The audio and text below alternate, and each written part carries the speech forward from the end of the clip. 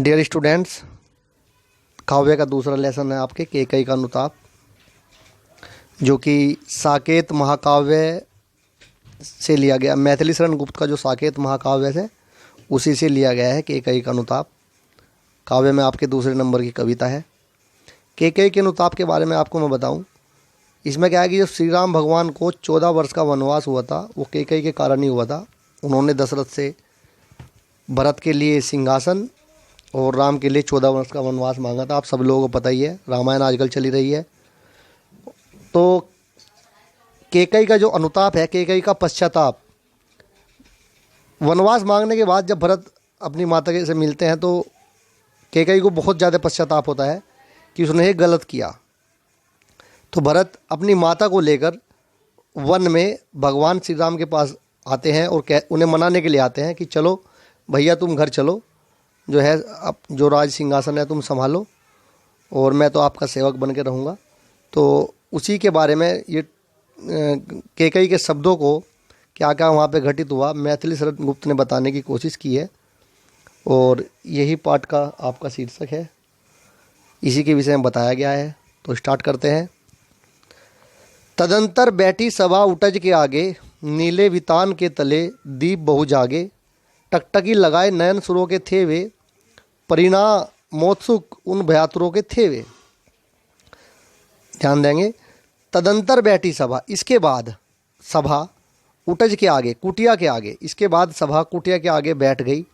जैसे ही मतलब भरत और केकई वहाँ पे गए तो श्री राम भगवान की जो कुटिया थी उसके बाहर जो है एक सभा का आयोजन हुआ, एक सभा बैठ गई। तो वही बताया गया है, तदंतर बैठी सभा उटज के आगे, कि इसके बाद कुटिया के आगे सभा बैठ गई। नीले वितान के तले दीप बहु जगे, वो कहा गया है नीले आसमान में दीप बहु जगे, कि तारे रूपी दीपक जल रहे थे। तारों के समान दीपक, तारे इस प्रकार दिखाई दे रहे थे नीले आसमान में कि जैसे दीपक जल रहे हों। नीले वितान के तले, नीले आसमान के तले दीप बहु जगे, कि नीले आसमान में जो तारे हैं वे इस प्रकार दिखाई दे रहे थे कि जैसे कोई दीपक जल रहे हों। टकटकी लगाए नयन सुरों के थे वे, परिणामोत्सुक उन भयातुरों के थे वे। आपने देखा होगा बेटे कि जो रामायण अब चल रही है, तो रामायण में देखते होंगे आप, ऊपर आसमान में से देवता देखते रहते हैं। मान लो युद्ध हो रहा है, कोई भी ऐसी घटना घटित हो रही हो, तो तुमने देखा होगा ऊपर देवता से आसमान में दिखाते हैं ना। तो उसी तरीके से बताया गया है इसमें। टकटकी लगाए नयन, मतलब अपनी आँखों को टकटकी लगाकर, सुरों के थे वे, देवता आँखों से टकटकी लगाकर देख रहे थे। परिणाम मोत्सुक उन भयातुरों के थे वे, और वे परिणाम जानने के लिए उत्सुक भी थे और भयभीत भी थे। अब भयभीत क्यों थे? भयभीत इसलिए थे, देखो बेटे, जो श्री राम भगवान का जो वनवास था वो बहुत सारे राक्षसों, उस 14 वर्ष के पीरियड में उन्होंने बहुत सारे राक्षसों को मारना था। उनका जन्म ही इसीलिए था कि राक्षसों का संहार उन्हें करना था। तो देवता इसलिए डरे हुए थे कि भयातुर मतलब भयभीत इसलिए थे कि कहीं भगवान श्री राम भरत के समझाने से वापस न चले जाए। तो इसलिए वे परिणाम जानने के लिए उत्सुक भी थे और भयभीत भी थे। परिणाम उत्सुक उन भयातुरों के थे वे, परिणाम जानने के लिए उत्सुक भी थे और भयभीत भी थे। भयभीत इसलिए थे कहीं श्री राम भगवान वापस न चले जाए, और उन्हें भरत की भी चिंता थी। ठीक है भाई, दोबारा लेंगे चारों लाइनों को। तदंतर बैठी सभा उटज के आगे, नीले वितान के तले दीप बहु जागे, टकटकी लगाए नयन सुरों के थे वे, परिणाम उत्सुक उन भयातुरों के थे वे।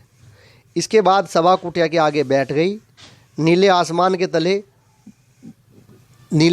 तले तारे इस प्रकार दिखाई दे रहे थे जैसे दीपक जल रहे हों, और आकाश से टकटकी लगाकर देवता भी देख रहे थे, और परिणाम जानने के लिए उत्सुक भी थे और भयभीत भी थे।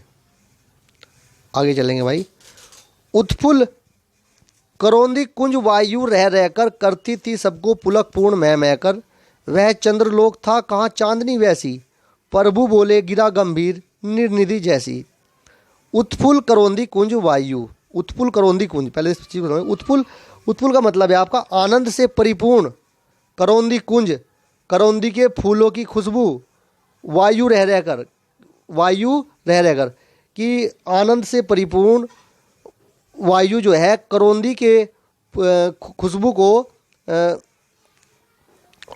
करौंदी के खुशबू करौंदी फूलों की खुशबू से वायु निकलकर सबको आनंद से भर रही थी, उत्फुल्ल कर रही थी। ठीक है नी, उत्फुल्ल आनंद से परिपूर्ण करौंदी कुंज वायु रह रहकर, करौंदी कुंज के फूलों की खुशबू या वायु, करौंदी कुंज के फूलों से वायु टकराकर सबको आनंद से भर रही थी, आनंद से परिपूर्ण कर रही थी। करती थी सबको पुलकपूर्ण मह मह कर, और सबको पुलकपूर्ण और महका रही थी, पुलकपूर्ण और महका रही थी। वह चंद्रलोक था कहाँ चांदनी वैसी, प्रभु बोले गिरा गंभीर निर्निधि जैसी, कि वह ऐसा दिखाई दे रहा था कि जैसे वो चंद्रलोक हो, और वहाँ चांदनी ऐसी थी कि जैसी चंद्रलोक में भी ना हो। कहाँ चांदनी वैसी, कि वो चंद्रलोक के समान दिखाई दे रहा था, और वहाँ की चांदनी ऐसी दिखाई दे रही थी कि जैसी चंद्रलोक में भी नहीं होती, उससे भी अच्छी चांदनी जो है वहाँ दिखाई दे रही थी। प्रभु बोले गिरा गंभीर निर्निधि जैसी, एकदम बीच में ही जो है प्रभु श्री राम बोलते हैं, और किस तरह बोलते हैं, समुद्र की तरह गंभीर। प्रभु श्री राम समुद्र की तरह गंभीर होकर बोलते हैं, निर्निधि जैसी। दोबारा देखेंगे, उत्फुल्ल करौंदी कुंज वायु रह रहकर, करती थी सबको पुलकपूर्ण मह मह कर। करौंदी कुंज के पुष्पों से वायु टकराकर सबको आनंद से परिपूर्ण कर रही थी, और सबको पलकपूर्ण और महका रही थी। और वो ऐसा था, वहाँ का माहौल ऐसा था कि जैसे चंद्रलोक हो, वह चंद्रलोक के समान दिखाई दे रहा था। और वहाँ चांदनी जो थी वो ऐसी दिखाई दे रही थी कि जैसे चंद्रलोक में भी ना हो। प्रभु बोले गिरा गंभीर निर्निधि जैसी, अचानक से जो है प्रभु श्री राम समुद्र की तरह गंभीर होकर बीच में बोलते हैं। क्या बोलते हैं, ध्यान देंगे। हे भरत भद्र कहो अभिषिप्त अपना, सब सजग हो गए भंग हुआ जो सपना। हे आर्य रहा क्या भरत अभिषिप्त तब भी, मिल गया अकंटक राज्य उसे जब तब भी।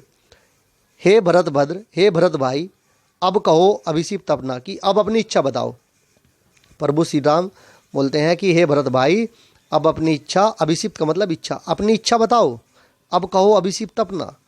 सब सजग हो गए भंग हुआ जो सपना, एकदम से सब अलर्ट हो गए, सब सजग हो गए, बिल्कुल सावधान हो गए कि जैसे किसी सपने से जागे हों। भंग हुआ जो, जैसे उनका कोई सपना सा टूटा हो, भंग हुआ जो सपना।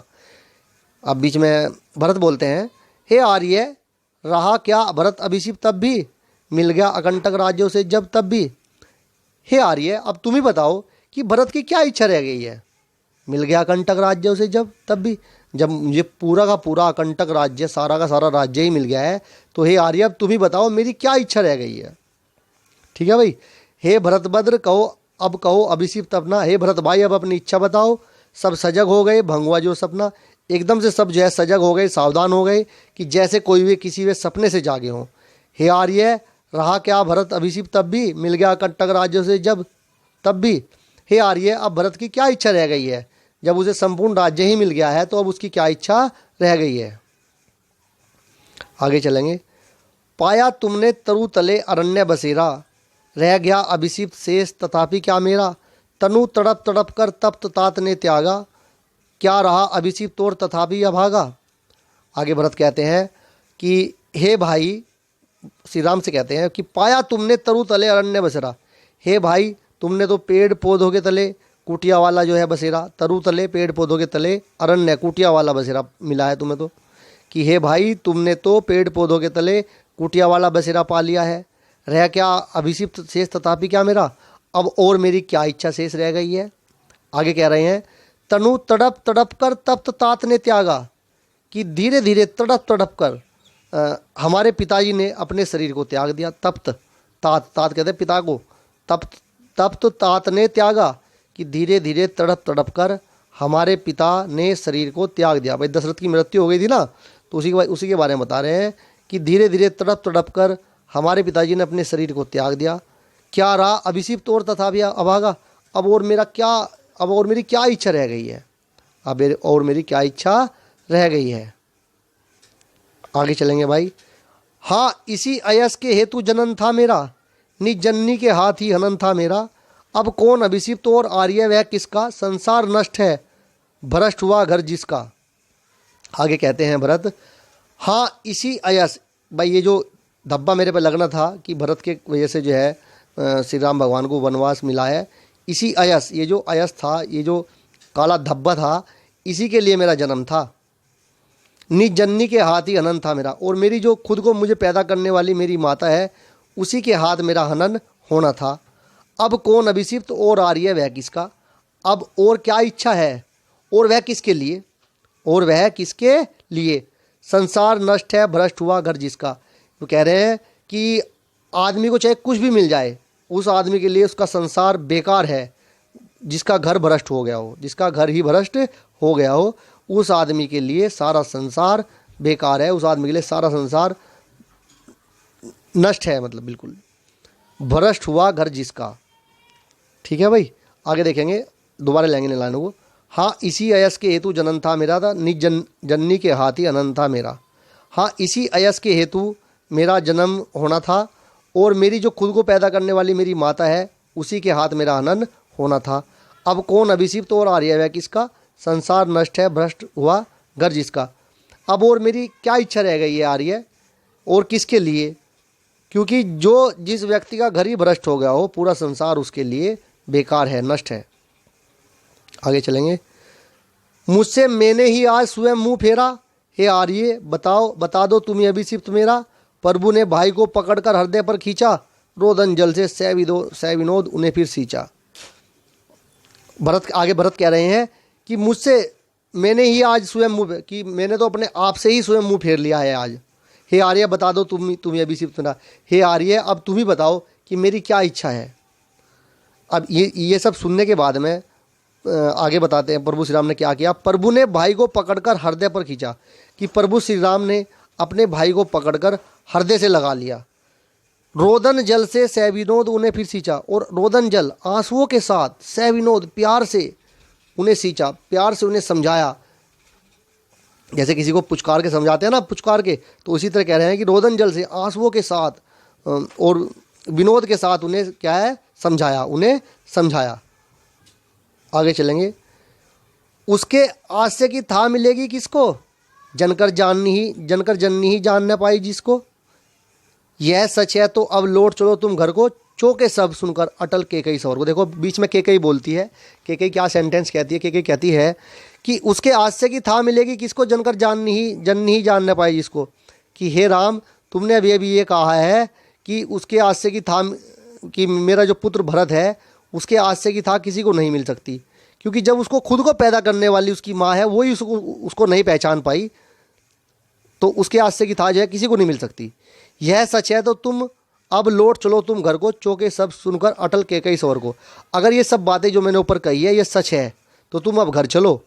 और यह सब सुनकर अटल के इन सवरों को सुनकर सब चौंक गए, सभा में जो लोग बैठे हुए थे वे सब चौंक गए। आगे चलेंगे। सबने रानी की ओर अचानक देखा, सबने रानी की ओर अचानक देखा, वेधव्य तुषार व्रता यथा विदुलेखा, बैठी थी अचल तथापि असंख्य तरंगा, अब वह सिंह अब थी हा गोमुखी गंगा। अब जब केकई ने इन सब बातों को कहा तो सबने रानी की ओर अचानक देखा, और उसके बारे में सेंटेंस कविताओं में कही गई है, क्या कहा गया है, वेधव्य तुषार व्रता यथा विदुलेखा। कि वेधव्य उसका जो विधवापन था, उसका जो विधवापन था, तुषार व्रता कोहरे से ढकी हुई, यथा का मतलब जैसे, विदुलेखा चंद्रमा की किरणें, विदुलेखा चंद्रमा की किरणें। कि उनका जो विधवापन था, उनके जो सफ़ेद वस्त्र थे वे इस प्रकार दिखाई दे रहे थे कि जैसे कोहरे से ढकी हुई, कोहरे से उनका जो विधवापन था, जो सफ़ेद वस्त्र वे इस प्रकार दिखाई दे रहे थे जैसे कि कोहरे की परत पर चंद्रमा की किरणें पड़ रही हों। यथा विदुलेखा चंद्रमा, यथा जैसे विदुलेखा चंद्रमा की किरणें। उनका विधवापन, उनका सफ़ेद वस्त्र इस प्रकार लग रहा था कि जैसे कोहरे से ढकी हुई किसी परत पर चंद्रमा की किरणें पड़ रही हों, ये मतलब हुआ उसका। वेधव्य का मतलब विधवापन होगा, तुषार व्रता कोहरे से ढकी हुई, यथा जैसे, विदुलेखा चंद्रमा की किरणें। कहने का मतलब ये हुआ कि उनका विधवापन इस प्रकार दिखाई दे रहा था कि जैसे कोहरे की परत पर चंद्रमा की किरणें पड़ रही हों। बैठी थी अचल तथापि असंख्य तरंगा, कि वो शांत बैठी हुई थी फिर भी उसके मन में सैकड़ों विचार चल रहे थे। तथापि असंख्य तरंगा, फिर भी उसके मन में सैकड़ों विचार चल रहे थे। वह सिंह अब भी हा गोमुखी, पर देखो कभी केकई जो है शेरनी के समान घूमती थी अपने महल में, लेकिन वह अब जो शेरनी के समान कभी घूमती थी वह अब गोमुखी गंगा के समान शांत दिखाई दे रही थी। इसका मतलब यह हुआ कि जो केकई अपने महल में शेरनी की तरह घूमती थी वो अब गंगा के समान शांत दिखाई दे रही है। हाँ जनकर भी मैंने नहीं भरत को जाना, यह सुन ले तुमने अभी यह माना, यह सच है तो फिर लौट चलो घर भैया, अपराधनी मैं हूँ तात तुम्हारी मैया। अब वो मानती है, खुद ही कहती है हाँ पैदा करने के बाद भी मैंने भरत को नहीं जाना, सब सुन ले तुमने अभी यह माना। कि सभा वालों से कह रही, जो लोग बैठे हुए थे, कि सब इस बात को सुन ले, तुमने अभी स्वयं यह माना है, तुमने ये बात अभी स्वयं कही है, यह सच है तो फिर लौट चलो घर भैया। और वे श्री राम से कह रही है कि अगर ये सब बात सच है तो भैया तुम अब घर लौट चलो। अपराधनी मैं हूँ तात, तात पुत्र को भी कहते हैं यहाँ, पिता को भी पुत्र को भी, यहाँ पे तात का मतलब पुत्र से है। अपराधनी मैं हूँ तात तुम्हारी मैया, कि अपराधीन तो मैं हूँ हे पुत्र, मैं तुम्हारी अपराधिनी हूँ, तुम्हारी माता तुम्हारी क्या हूँ, अपराधिनी हूँ। आगे कह रही है वो, दुर्बलता का चिन्ह विशेष शपथ है पर अबला जन के लिए कौन शपथ है। आगे केकई कह रही है दुर्बलता मतलब कमजोरी की निशानी, कि कसम खाना जो है वो एक कमजोरी की निशानी है, पर अबला जन, पर मुझ जैसी अबला नारी के लिए कौन सा पथ है और कौन सा रास्ता बचा है। भाई कसम खाने का ही रास्ता बचा है, मैं जानती हूँ इस बात को कि कसम खाना कमजोरी की निशानी है, पर मेरी जैसी अबला नारी के लिए और कोई रास्ता नहीं बचा है। यदि मैं उकसाई गई भरत से हूँ तो पति समान ही पुत्र भी खूँ। वो कसम क्या खाती है वो सुनो ध्यान से। वो कहती है कि यदि मैं देखो ये जो मैंने तुम्हें वनवास दुआया है ये सब मैंने भरत के कहने में आगे दिलवाया, और अगर ऐसा है, अगर मैं भरत के उकसाए हुए में ऐसा काम मैंने किया है तो पति समान ही पुत्र भी खूँ, कि जिस प्रकार मैंने अपने पति को खो दिया है उसी प्रकार मैं अपने पुत्र को भी खो दूं। वो ये कसम खाती है कि मैं कसम खा के कहती हूँ कि मुझे इस कार्य के लिए, इस कृत्य के लिए भरत ने नहीं उकसाया। अगर यदि ऐसा है तो जिस प्रकार मेरे पति चले गए हैं उसी प्रकार मेरा पुत्र भी चला जाए, मैं पुत्र को भी खो दूं। वो ये कसम खाती है। आगे चलेंगे। ठहरो मत रोको मुझे कुछ सो सुन लो, करके पहाड़ सा पाप मौन रह जाऊं, राय भर भी अनुताप न करने पाऊं, थी सनक्षत्र शशि निशा ओस टपकाती। देखो वो कहती है ठहरो, कि ठहरो, सभा से कहते हैं कि ठहरो मुझे मत रोको, जो मैं कह रही हूं उसे सुन लो, करके पहाड़ सा पाप, मैंने इतना बड़ा पहाड़ सा पाप कर दिया है, क्या मैं मौन रह जाऊं, चुप रह जाऊं, राय भर भी अनुताप न करने पाऊं, और राय मतलब शीर्षों के दाने भर भी जो है पश्चाताप न कर पाऊं। थी सनक्षत्र शशि निशा ओस टपकाती। सनक्षत्र मतलब आकाश में, शशि निशा, शशि निशा आपकी हो गई चंद्रमा रूपी रात्रि, आकाश में सनक्षत्र, आकाश में शशि निशा चंद्रमा रूपी रात्रि ओस टपका रही थी, ओस टपकाती। आगे चलेंगे। रोती थी नीरव सभा हृदय थपकाती, उल्का सी रानी दिशा दीप्त करती थी, सबको भय विस्मय और खेद भरती थी, क्या कर सकती थी मरी मंत्रा दासी। आगे वो कह रही है कि नीरव सभा शांत थी लेकिन अपने हृदय को पीट रही थी। रोती थी सभा, नीरव सभा हृदय थपकाती, की सभा शांत बैठी हुई थी लेकिन अपने हृदय को थपथपा कर क्या कर रही थी, रो रही थी। उल्का सी रानी दिशा दीप्त करती थी। उल्का सी रानी, उल्का यहाँ पे एक पिंड को कहा गया है। उल्का, उल्का का मतलब ये है, उल्का सी रानी, भाई उल्का पात कहते थे नहीं, उल्का पात, उल्का पात का मतलब भाई उसने जो है क्या उल्का पात किया था कि कहीं ने श्री राम भगवान के लिए 14 वर्ष का वनवास दिला दिया था, तो इसे उल्का पात कहा गया है। और उल्का सी रानी, तो उसी प्रकार इसकी तुलना की गई है कि इतना बड़ा उल्का पात करने वाली रानी दिशा दीप्त करती थी, कि सबको जो है दिशा दीप्त करती थी, दिशाओं को अपने शब्दों से चमका रही थी। दिशा दीप्त करती थी, दिशाओं को अपने शब्दों से चमका रही थी। इतना बड़ा उल्कापात करने वाली रानी दिशाओं को अपने शब्दों से चमका रही थी। इसका ये मतलब हुआ सब में भय विस्मय और खेद भरती थी, और सब में भय विस्मय और खेद पश्चाताप जो है वो भरती थी। आगे वो कह रही है क्या कर सकती थी मरी मंत्रा दासी। वो कह रही हैं कि देखो श्री राम भगवान को जो वनवास मिला था वो एक इसकी केकई की एक दासी थी मंत्रा, उसी ने जो है इसे बहलाया फुसलाया था, और उसी के बहलाए फुसले में आकर इसने जो है वनवास मांगा था श्री राम भगवान के लिए। वे वचन जो दिए हुए थे उन्हें मांग लिया था। तो वो कह रही है क्या कर कैकेयी बोल रही है क्या कर सकती थी मरी मंत्रा दासी, कि वो कह रही है कि वो मरी मंत्रा दासी क्या कर सकती थी, वो कुछ नहीं कर सकती थी। क्या कर सकती थी मरी मंत्रा दासी, मेरा ही मन रह न सका निज विश्वासी।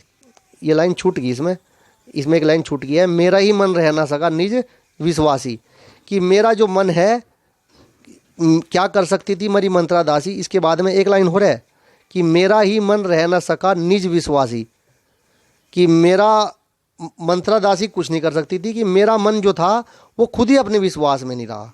क्या कर सकती थी मरी मंत्रा दासी, इसके नीचे एक लाइन हो रहा है बेटा, वो लिख लेना आप, कि मेरा ही मन, किताब में देखिए आप अपने चाहे, कि मेरा ही मन विश्वास में नहीं था, मेरा अपना ही मन विश्वास में नहीं था, नहीं तो वो मंत्रा दासी कुछ नहीं कर सकती थी। आगे कहा गया है जल पंजर गत अब अरे अधीर अभागे, वे जवलिंत भाव थे स्वयं तुझी में जागे, पर था क्या केवल क्या जवलिंत भाव ही मन में। आगे वो कह रही है देखो एक कोसना सा हो गया, ये कोसता है ना, आदमी कहते हैं कि अपने मन को कोसते हैं। अंजर पंजर आप समझ रहे, अंजर पंजर शरीर के अंगों को ही कहा गया है। जल पंजर गत अब अरे अधीर अभागे, वो कोस के अपने मन को कह रहे हैं कि हे जल पंजर, कि मेरे वे जल पंजर गत अब अरे अधीर अभागे, वे जवलित भाव थे स्वयं तुझी में जागे, कि हे मेरे मन, वे जो जवलित भाव थे, ये जो श्री राम भगवान को वनवास देने वाले जो भाव थे ये स्वयं तुझी में जागे थे, वे जवलित भाव थे स्वयं तुझी में जागे।